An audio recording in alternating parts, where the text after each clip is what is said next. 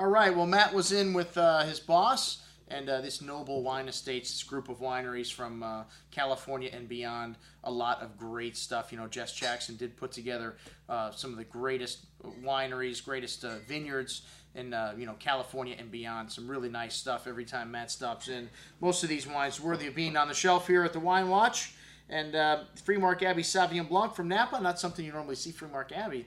Of course, you know that Sauvignon Blanc is a Bordeaux varietal and it grows in similar places that Cabernet and Merlot do. So they do have Sauvignon Blanc in Napa, but this is something I think they only sell in the tasting room. Fresh white grapefruit and melon fruit on the nose, hints of that fresh baled hay and kind of whetstone minerality showing. Fresh and clean, that grapefruity and melon on the palate coming through, a texture of skim milk and a touch of sea salt, as well as that white flower note on the palate. Very good stuff from Freemark Abbey. Next up, a Byron Pinot Noir from the Santa Barbara County.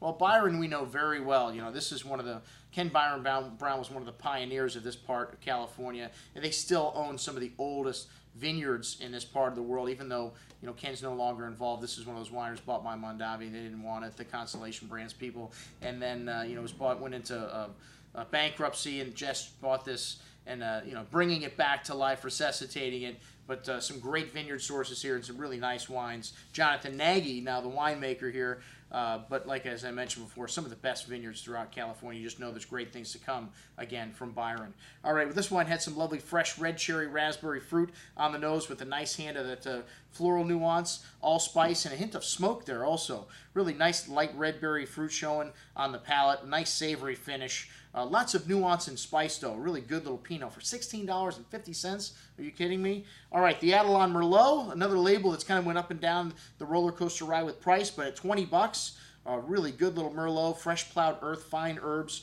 showing on the nose, some cigar box spice, some nice black cherry and plum fruit, smooth and polished on the palates, the nice amount of that earth showing there, and a nice long finish. Very fresh and a nice hit of spice there as well. Really good little Merlot for 20 bucks.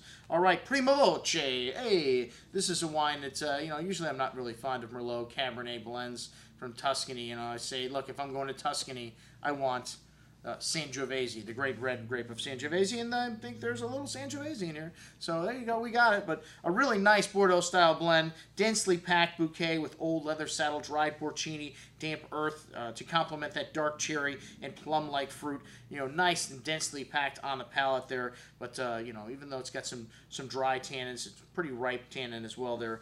Really some lovely complexity for a wine at 15 bucks. I'll drink Cabernet Merlot from Tuscany if it tastes like this at that price. All right, La Jota, Cabernet Sauvignon, Howell Mountain. This is, great property up in Howell Mountain. Helen Turley was the original winemaker there. And this is now being made by Chris Carpenter, the winemaker for Cardinal. And let me tell you, one of the best Cabernets I have had this year at the $50 price range is this La Jota Howell Mountain. Lovely aroma of fresh plowed earth and dark spices. Very complex black currants and cassis berry fruit, espresso, bitter chocolate, really complex bouquet of aromas there, and thick and chewy on the tongue. This is mountain fruit, folks.